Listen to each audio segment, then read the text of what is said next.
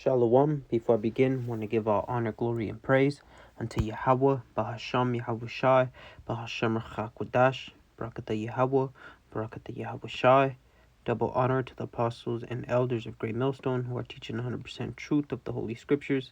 Shalom to the elect, and shalom to the brothers that are pushing the word of Yahweh, Bahasham Yahweh Shai in truth and sincerity. And this lesson is going to be entitled, The Age of Righteousness is Upon Us.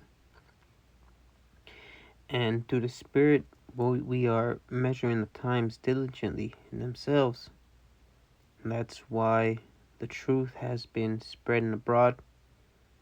Like it tells us in the book of Matthew, that the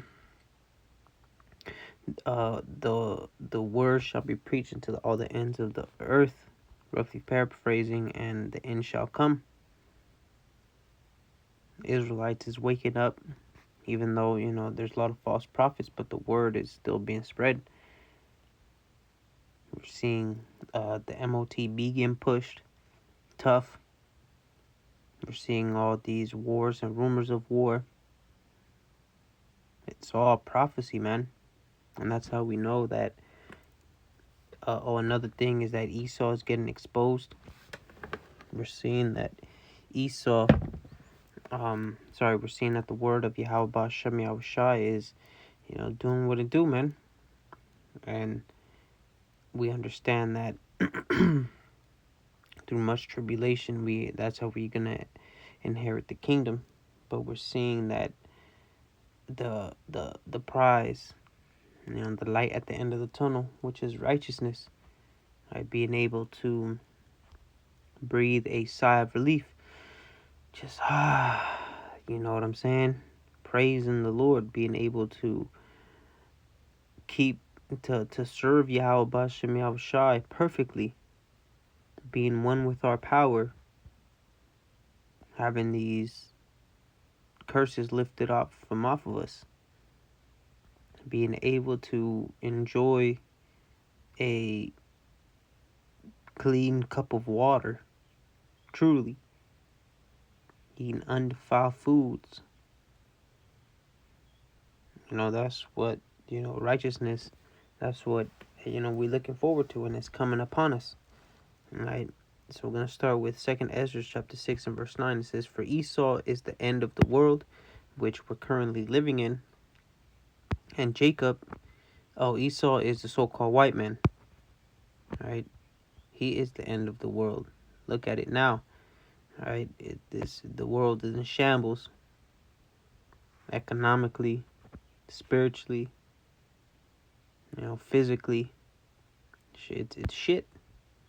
And Jacob, so-called Negroes, Latinos, and Native Americans, right, with Yahweh Shai being at the head of that.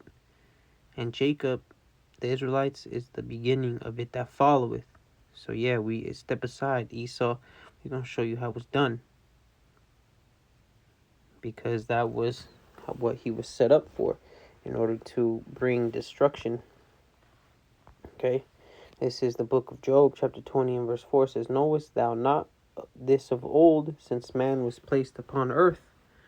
Ever since the beginning, man. It says that the triumphing of the wicked is short, and the joy of the hypocrite but for a moment. Right, so this Edomite has, ruled for a very short time. And just like, the apostles say, it's the 250th year of America is upon it's here, July 4th, right, marks 250 years, which no nation, no kingdom has, prospered beyond that. So it's not saying that that's the day it's going to end, but, the Lord has it to where we're seeing the downfall of Esau, Edom. Verse 5 says, The triumphing of the wicked is short, and the joy of the hypocrite but for a moment. It's just but a short time. All right, so what is, because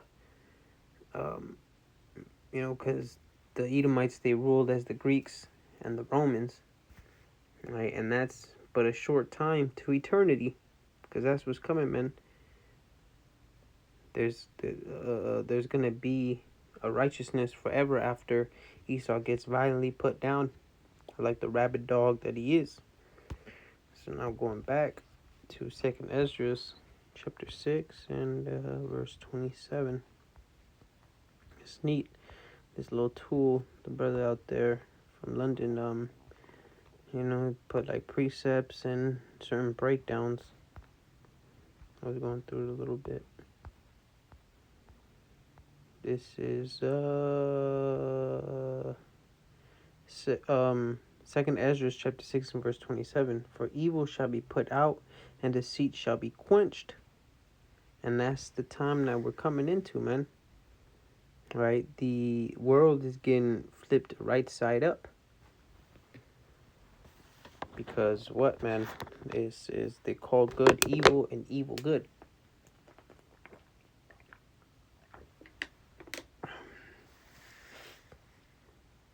Verse 27 again. For evil shall be put out, and deceit shall be quenched.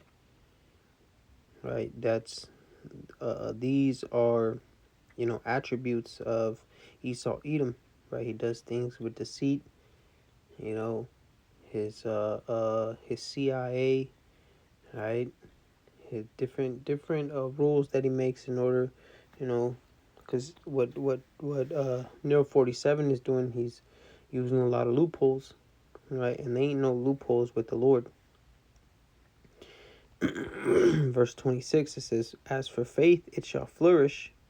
And that's what's happening now. As the evils grow stronger, the righteousness, it grows stronger as well. It's a perfect balance. As for faith, it shall flourish, corruption shall be overcome, and the truth which hath been so long without fruit shall be declared. Right? And you had them, those court jesters at Genesis talking about, oh well, your doctrine is only 40 years old. It doesn't matter about the time, right? Because they're saying, well, name some scholars that before the 40 years that were breaking it down the way y'all break it down. Apostle Harb or Apostle Gabar be saying, well, shit, the book was sealed. And that's a perfect example of these false Israelites, these false prophets, right, selling out, man. Because now they're saying that Esau can make it. Amalek, the worst of the goddamn heathen. All right, check out their video, man. It's a goddamn shame. It says, which hath the truth which hath been so long without fruit shall be declared. Right, and that's what we doing, man. Videos like this, brothers hitting the streets. It's a beautiful thing. And our people, right, they take it for granted. Right, because, hey, man, everybody's gonna rejoice. The trees, the motherfucking ocean, the coral reefs, right? Esau, he done did something. I forgot where it was, somewhere in LA or somewhere. But what he did was he mapped out the some coral reef, and this shit looks dead. Right? It's supposed to be vibrant and if I'm not mistaken, like different shades of red or orange. All right, but with all the contamination that Esau has done, the shit looks like a skeleton. It's all white. It serves a purpose, man. In order to hide different fish from certain predators. So now that it's white and these fish have, vibrant colors, that makes them easily stand out. So now they're easily hunted because now they go there for safety, but now it works for the opposite of that. Coral reef's gonna be straight. The motherfucking birds, right? Because they're getting bombarded with all these waves. microwaves and different 6G and the goddamn the whales beaching themselves, everything, man. The flowers, the goddamn nematodes, shit, man, everything, man. This is Romans chapter 8 and verse 19. It says, "For the earnest expectation of the creature waiteth for the manifestation of the sons of the Most High." And we are here, right? We're putting it out there that we are the children of the Most High, Yahweh,